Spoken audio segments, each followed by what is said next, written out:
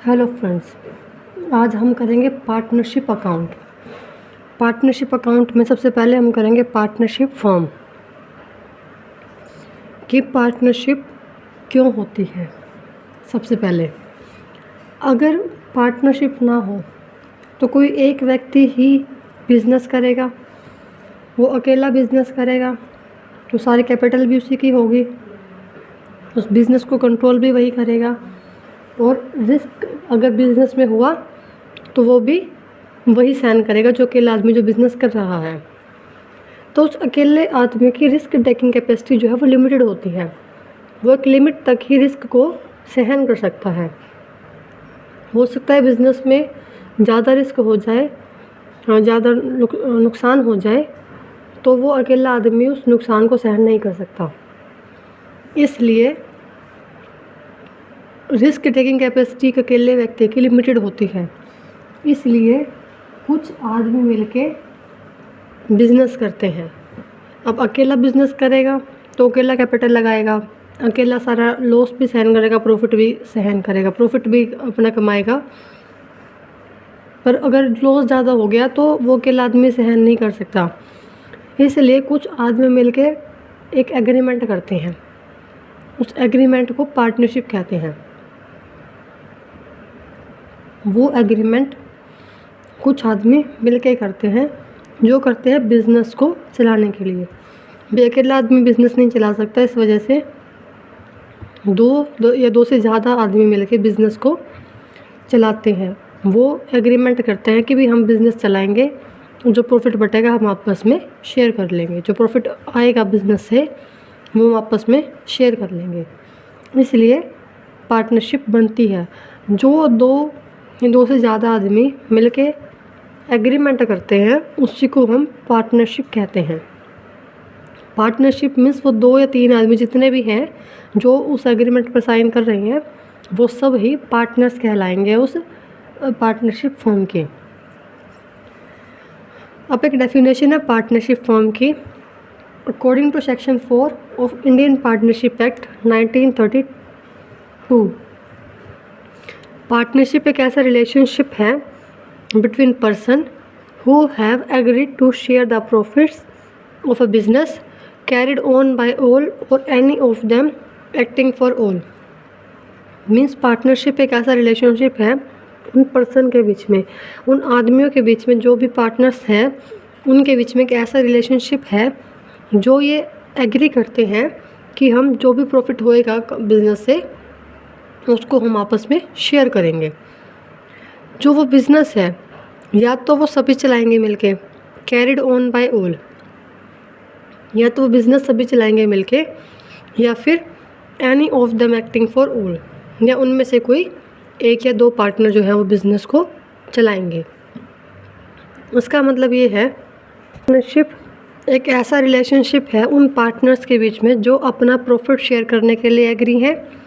या तो for example अगर 4 पार्टनर्स हैं तो या तो वो चारों के चारों पार्टनर्स उस बिज़नेस को चलाएंगे, मतलब चारों ही हेड हैं उस बिज़नेस के, या फिर any of them acting for all. Means ये है कि अगर चारों को उस चीज़ की प्रॉपर नॉलेज नहीं है तो जिसको भी नॉलेज है उसको हम हेड बना देते हैं कि आप हम सबके बिहाफ पर इस बिज़नेस के लिए एक्ट करोगे, मतलब आप काम करोगे, जहाँ साइन लगेंगे उसके वो साइन करेगा क्योंकि वो हमने हेड बना रखा है। तो ये है कि या तो वो चारों के चारों रहेंगे हेड, या फिर उन चारों में से कोई 1 या 2 पर्सन है वो उस बिज़नेस के लिए उस बिज़नेस का हेड हो जाएगा, वो उन सबके बिहाफ पर काम करेगा। तो ये तो पार्टनरशिप फॉर्म का मीनिंग। जो पार्टनर्स हैं वो इसीलिए आते हैं पार्टनरशिप में क्योंकि वो अपने प्रॉफिट्स को शेयर करेंगे, उनका मेन मोटिव प्रॉफिट मोटिव ही होता है। नेक्स्ट है, आगे हम करेंगे पार्टनरशिप फॉर्म में कैरेक्टरिस्टिक्स ऑफ पार्टनरशिप, कि पार्टनरशिप के क्या क्या कैरेक्टरिस्टिक्स हैं। सबसे पहला है 2 और मोर पर्सन। ये तो हम कर ही चुके हैं कि पार्टनरशिप की सबसे पहले कैरेक्टरिस्टिक है कि अब एक अकेला होगा तो पार्टनरशिप नहीं बना सकता ना, कम से कम 2 आदमी तो होने ज़रूरी हैं, कम से कम 2 पर्सन होंगे पार्टनरशिप में, और 2 से ज़्यादा भी हो सकते हैं। तो अब 2 से ज़्यादा भी हो सकते हैं, तो इसलिए कंपनीज एक्ट के अकॉर्डिंग किसी भी पार्टनरशिप फॉर्म में मिनिमम 2 पार्टनर्स हो सकते हैं, कम से कम 2 पार्टनर होंगे, 2 तो होंगे ही होंगे, और मैक्सिमम 50 पार्टनर्स हो सकते हैं। कम से कम 2 पार्टनर रहेंगे और मैक्सिमम 50, ज़्यादा से ज़्यादा 50 पार्टनर्स हो सकते हैं किसी भी पार्टनरशिप फर्म के। अब 2 से ज़्यादा पर्सन जो उस कॉन्ट्रैक्ट को करने के योग्य हैं, मीन्स जो कैपेबल है कॉन्ट्रैक्ट करने के लिए, वही पार्टनरशिप फर्म में एंटर करेंगे। अब इंडियन कॉन्ट्रैक्ट एक्ट 1872 के अकॉर्डिंग जो तीन पर्सन है वो कैपेबल नहीं है कॉन्ट्रैक्ट में या फिर एग्रीमेंट में आने के लिए। फर्स्ट है माइनर पर्सन जिसकी एज 18 से कम है, वो कोई कॉन्ट्रैक्ट नहीं कर सकता, वो पार्टनरशिप फर्म में पार्टनर नहीं हो सकता। बस एक केस पर पार्टनर हो सकता है कि वो सिर्फ प्रॉफिट में हिस्सा ले। अगर किसी ईयर में कंपनी को लॉस, फर्म को लॉस हो रहा है, तो वहाँ पर वो पार्टनर है माइनर, वो उस लॉस में शेयर नहीं करेगा, मीन्स वो लॉस में हिस्सा नहीं लेगा, वो सिर्फ प्रॉफिट में हिस्सा लेगा। फर्स्ट तो माइनर पर्सन कॉन्ट्रैक्ट में नहीं आ सकता। सेकंड होता है कोई भी अनसाउंड माइंड का पर्सन है, मीन्स जो दिमागी रूप से मेंटली सही नहीं है, तो वो भी किसी कॉन्ट्रैक्ट में एंटर नहीं कर सकते। और तीसरा वो जो किसी लॉ के अगेंस्ट है, मीन्स कोई किसी लॉ में उनका अगर किसी क्रिमिनल लॉ में अगर उनका नाम है, मीन्स किसी कानून में अगर उन्होंने कोई क्रिमिनल रिकॉर्ड है उनका, तो वो भी उसमें एंटर नहीं कर सकते कॉन्ट्रैक्ट में। तो ये था हमारा 2 और मोर पर्सन में कि कम से कम 2 आदमी रहेंगे, मैक्सिमम 50 व्यक्ति रहेंगे किसी भी पार्टनरशिप फर्म में। और जो 3 पर्सन है वो कॉन्ट्रैक्ट में एंटर नहीं हो सकते, माइनर पर्सन और अनसाउंड माइंड पर्सन, और वो जो किस जिनका पीछे कोई क्रिमिनल रिकॉर्ड हो। तो ये तीनों पार्टनरशिप में एंटर नहीं हो सकते। माइनर पर्सन सिर्फ तब पार्टनरशिप फर्म में पार्टनर बनेगा जब वो सिर्फ प्रॉफिट में हिस्सा ले। सेकंड है एग्रीमेंट। अब पार्टनरशिप फर्म का कोई ना कोई एग्रीमेंट होना ज़रूरी है। मतलब पार्टनरशिप फर्म अगर हम बना रहे हैं तो उसमें सेकंड बात क्या होगी कि हम एग्रीमेंट बनाएंगे। अब वो एग्रीमेंट है वो ज़रूरी नहीं कि लॉ से ही बनेगा, मतलब वो एग्रीमेंट कानून से नहीं बनता। पार्टनरशिप फर्म है वो एग्रीमेंट के बेस पर ही क्रिएट होती है, ना कि लॉ के बेस पर। अब हमने पार्टनरशिप फर्म बनाई तो हम जितने भी 4 पार्टनर्स थे हमारे फॉर एग्जांपल, तो चारों के चारों पार्टनर्स आपस में एक एग्रीमेंट तैयार करेंगे कि हम भाई इतना कैपिटल लगा रहे हैं, इतनी रेशो में कैपिटल लगा रहे हैं, इतनी रेशो में हम अपने प्रॉफिट्स को डिस्ट्रीब्यूट करेंगे, इस रेशो में हम अपने इंटरेस्ट ऑन कैपिटल को लेंगे। जो भी है वो सब कुछ एग्रीमेंट पे मेंशन होगा। जो हमारी हिंदू अनडिवाइडेड फैमिली होती है वहाँ पर वो जो है वो लॉ से क्रिएट होती है, ना कि एग्रीमेंट से। मतलब वो हिंदू अनडिवाइडेड फैमिली तो हमारे कानून द्वारा बनती है, एग्रीमेंट से नहीं बनती। पर पार्टनरशिप फर्म है वो हमारी एग्रीमेंट से बनती है, ना कि लॉ से। हो सकता है वो एग्रीमेंट रिटर्न भी हो और ओरल भी हो, ज़रूरी नहीं है कि वो एग्रीमेंट रिटर्न ही होगा। पर अगर एग्रीमेंट रिटर्न हो तो फ्यूचर में कोई लड़ाई झगड़े का केस नहीं होगा, क्योंकि अगर ओरल हो तो बाद में कोई पलट सकता है कि भी हमने ज़्यादा कैपिटल लगाई है या फिर हम ज़्यादा प्रॉफिट लेंगे। तो इस वजह से एग्रीमेंट अगर रिटर्न में हो तो ज़्यादा बेटर है। बाकी एग्रीमेंट रिटर्न भी हो सकता है और ओरल भी। थर्ड है हमारा existence of business and profit motive. अब थर्ड है कि जो अगर हम पार्टनरशिप बना रहे हैं, पार्टनरशिप हम क्रिएट कर रहे हैं, तो उसके पीछे हमारा जो मोटिव है वो बिज़नेस करना होना चाहिए और बिज़नेस से पैसा कमाना, प्रॉफिट कमाना भी होना चाहिए। अगर हमने कोई वो ले ली, प्रॉपर्टी ले ली, कोई 4 आदमियों ने मिलकर प्रॉपर्टी ले ली और कोई उस पर बिज़नेस नहीं कर रहे हैं, तो वो पार्टनरशिप फर्म के अंदर नहीं आएंगी। पार्टनरशिप फर्म के अंदर सिर्फ वही चीज़ आएगी जब 2 या 2 से ज़्यादा पर्सन मिलकर बिज़नेस के लिए पार्टनरशिप बना रहे हैं। मतलब अगर उनका मेन मोटिव है कि बिज़नेस करना है हमें और प्रॉफिट कमाना है, तो वो पार्टनरशिप फर्म में आएगा। अगर कोई है पार्टनरशिप फर्म है वो अपनी पार्टनरशिप बना के सारा जो प्रॉफिट है वो चैरिटी में दे रहे हैं, दान में दे रहे हैं, तो वो पार्टनरशिप फर्म में नहीं आएगा। पार्टनरशिप फर्म में सिर्फ वही चीज़ आएगी जो पार्टनर हैं वो अपनी बिज़नेस भी चलाएंगे। जैसे हमने अभी बात की कि अभी आगे को प्रॉपर्टी में 4 पार्टनर हैं, प्रॉपर्टी के 4 पार्टनर हैं, तो वो पार्टनरशिप फर्म में नहीं आएंगे, क्योंकि वो उस प्रॉपर्टी पे कोई बिज़नेस नहीं कर रहे हैं और वो बिज़नेस करने के लिए उन्होंने पार्टनर नहीं बने हैं। पार्टनरशिप फर्म में तब वही चीज़ आएगी जो बिज़नेस करने के लिए पार्टनर बनेंगे। मतलब जिनका मेन मोटिव क्या होगा कि हमें बिज़नेस करना है, जो बिज़नेस करने के लिए पार्टनर बनेंगे वो पार्टनरशिप फर्म में आएंगे। और उनका मेन मोटिव क्या होगा कि हमें प्रॉफिट कमाना है, उनका मेन मोटिव है कि हमें प्रॉफिट अर्न करना है और वो प्रॉफिट आपस में फिर डिस्ट्रीब्यूट करना है। नेक्स्ट है sharing of profit. Sharing of profit means यही है कि हम जो भी प्रॉफिट कमाएंगे वो आपस में डिस्ट्रीब्यूट करेंगे। कोई भी एक पार्टनर है वो अगर अपना प्रॉफिट या वो प्रॉफिट डिस्ट्रीब्यूट नहीं कर रहा है तो वो पार्टनर नहीं कहलाएगा। और ज़रूरी नहीं है कि सारे पार्टनर लॉस में भी हिस्सा ले, क्योंकि माइनर पर्सन है वो लॉस में हिस्सा नहीं लेता, वो लॉस में शेयर नहीं लेता, वो सिर्फ प्रॉफिट में ही शेयर लेता है। तो ये था हमारा शेयरिंग ऑफ प्रॉफिट, जिसमें जो है सारे पार्टनर्स आपस में प्रॉफिट को शेयर करते हैं। ये भी ज़रूरी नहीं है और हर पार्टनर को राइट है कि वो प्रॉफिट में से हिस्सा ले सकता है। जितने भी पार्टनरशिप में पार्टनर हैं सभी के सभी उसमें प्रॉफिट में हिस्सा लेंगे, प्रॉफिट में शेयरिंग लेंगे। Next relationship of principal and agent. इसका मतलब ये है कि जो वो पार्टनर है पार्टनरशिप फर्म का, उसका दोनों ही रिलेशन है फर्म के साथ। वो प्रिंसिपल भी है फर्म का और वो साथ साथ एजेंट भी है। प्रिंसिपल तो वो इस वजह से है क्योंकि अगर जैसे 4 पार्टनर थे तो 4 में से जो 3 पार्टनर हैं, वो जो चौथा पार्टनर है वो उन तीनों पार्टनर से उनके काम के लिए जवाब ले सकता है कि भाई आपने कितना काम किया। वो प्रिंसिपल तो इस वजह से है क्योंकि वो उन तीनों पार्टनर से जवाब लेगा कि आपने कितना काम किया है। और एजेंट इसलिए है क्योंकि उसको अपने काम के लिए उन तीनों पार्टनर्स को जवाब देना भी है। तो इसलिए एक पार्टनर है वो उस पार्टनरशिप फर्म में प्रिंसिपल भी है क्योंकि वो जवाब ले सकता है बाकी पार्टनर से, और एजेंट इसलिए है क्योंकि उसको बाकी पार्टनर्स को जवाब देना है अपने काम के लिए, भी मैंने कितना काम किया है, तो उसको जवाब देना भी है और जवाब लेना इसलिए प्रिंसिपल है और अपने काम के लिए जवाब देना है इसलिए वो एजेंट है।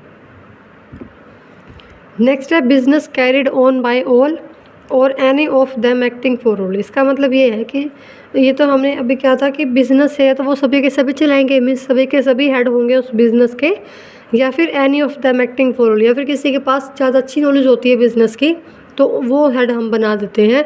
तो या तो वो सभी के सभी बिज़नेस कैरी करेंगे, सभी के सभी चलाएंगे, या फिर उनमें से कोई 1 या 2 पर्सन है, 1 या 2 पार्टनर है, वो ही उन चारों के बिहाफ पर एक्ट करेंगे, वही उन चारों के बिहाफ पर काम करेंगे। तो ये था हमारा business carried on by all या फिर any of them acting for all.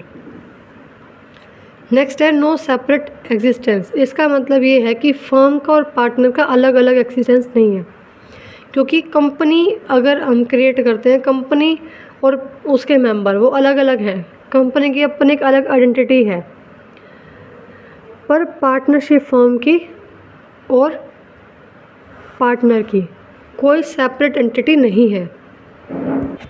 जो भी काम पार्टनर्स करेंगे वो फर्म के लिए माना जाएगा, और जो फर्म काम करेगी मीन्स फर्म और पार्टनर एक ही चीज़ है, उन दोनों में कोई फ़र्क नहीं है।